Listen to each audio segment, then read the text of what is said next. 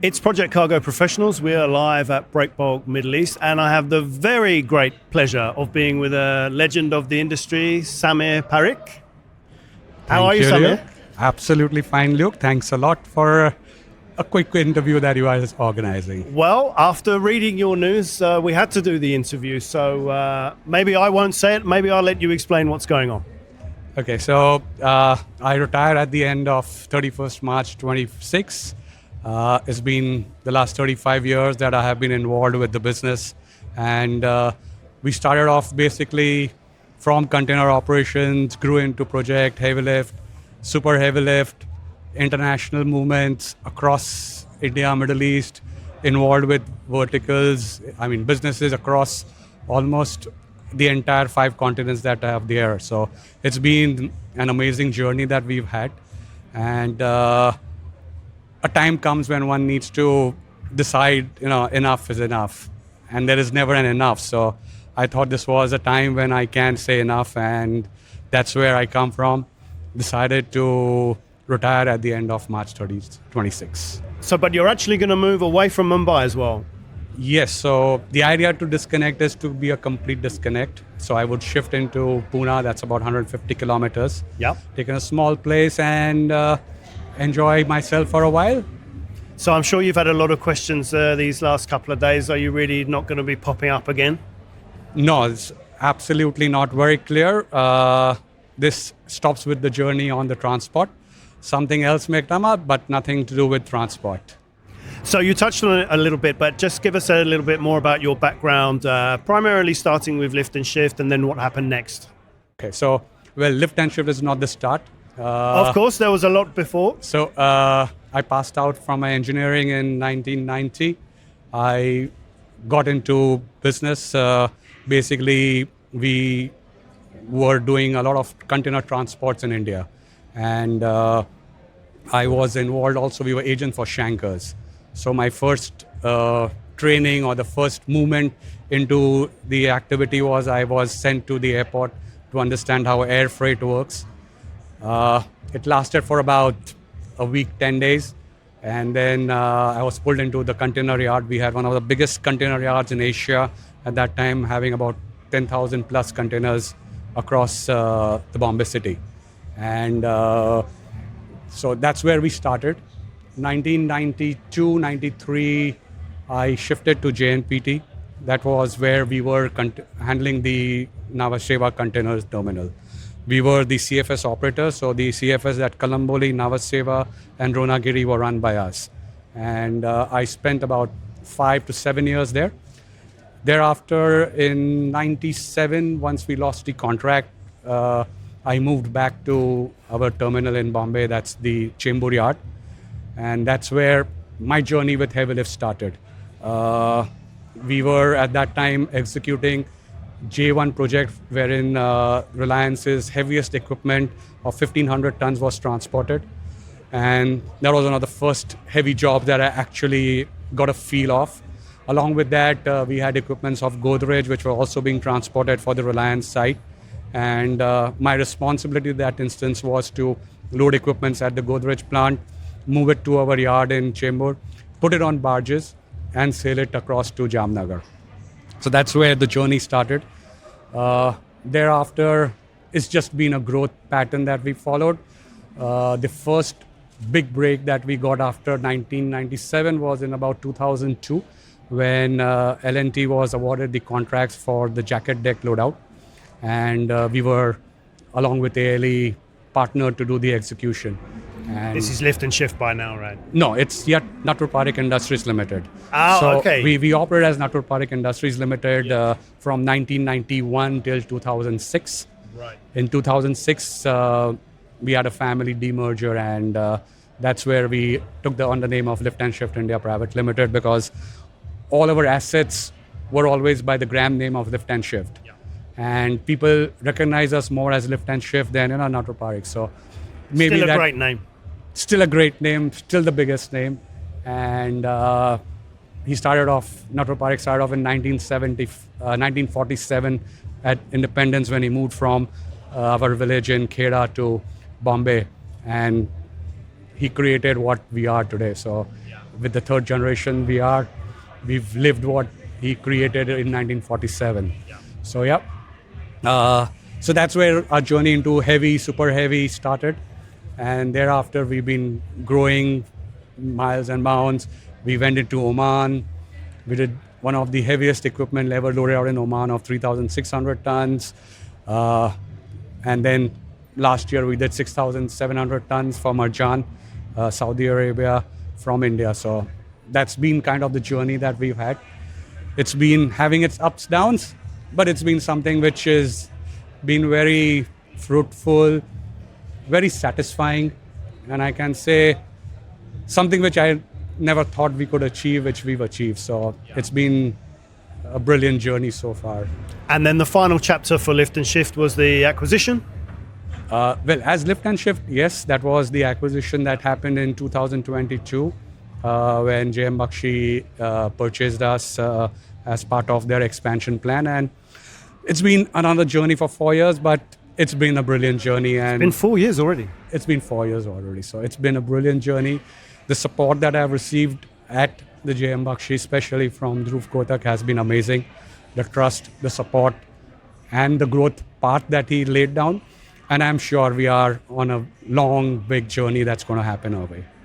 So there's probably a few, but if you look back, what's been the highlight of your career in project logistics?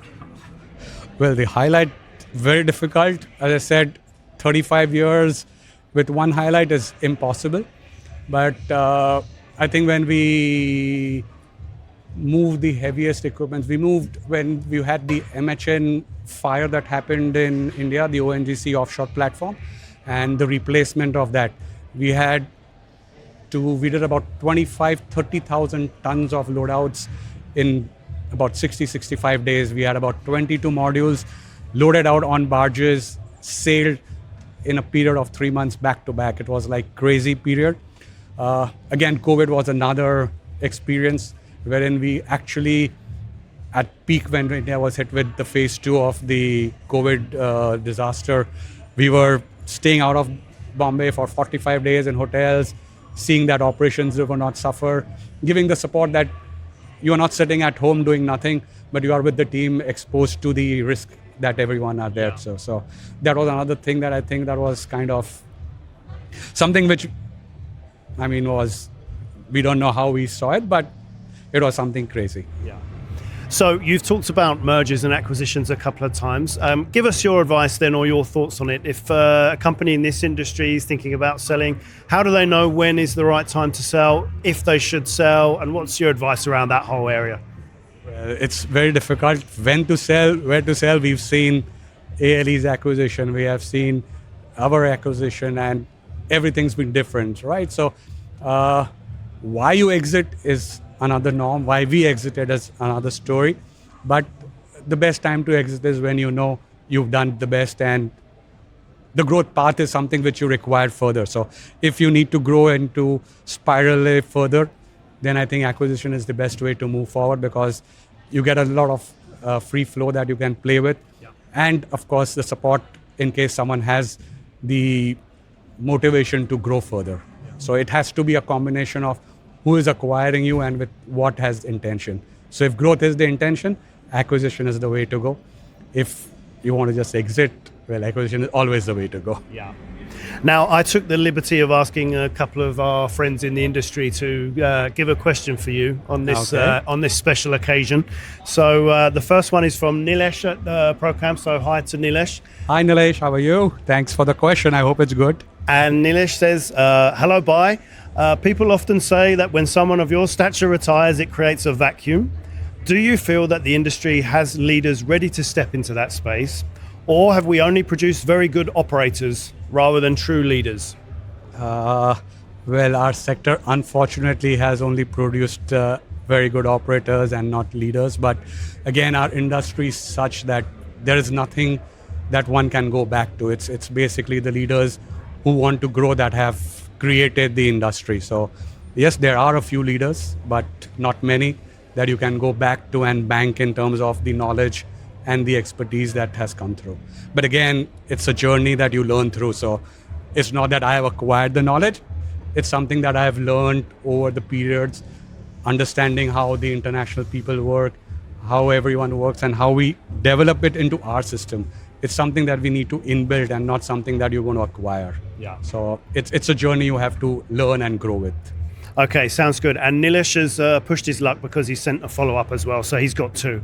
He wants to know if you could advise your younger self on one thing in this industry that just wasn't worth fighting so hard for, what would it be, and why did it take so long to realize? Well, it's been worthwhile for fighting. There's nothing that's not worthwhile.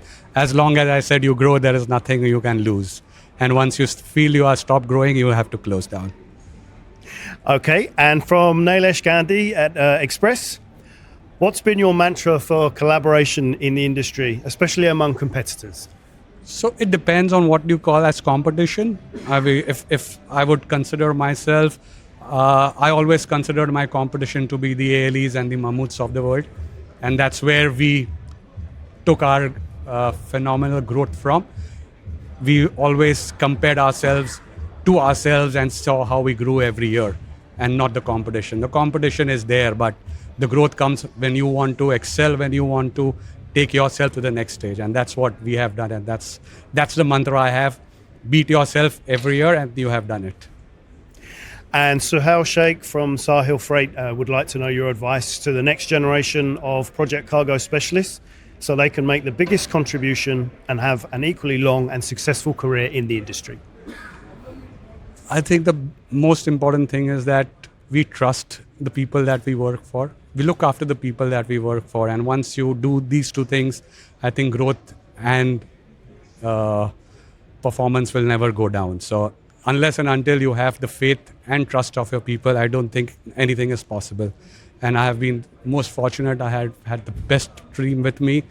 And every step we've actually grown year after year. And that's been our mantra and our magic of being, as you call, the best. Perfect. Well, just to close, tell us, if you're not going to be popping up again in 6 months' time, what are you going to be doing once you stop? Well, the first few months, I am going to spend a lot of time with my family. Last 35 years, it's been, I think, more of work and more of work. There's never been a stop. When I started Oman, I would do 5 days India, 2 days Oman. So, it was like 365 days around the clock. You were available, I was available. Anyone needs me, I am there.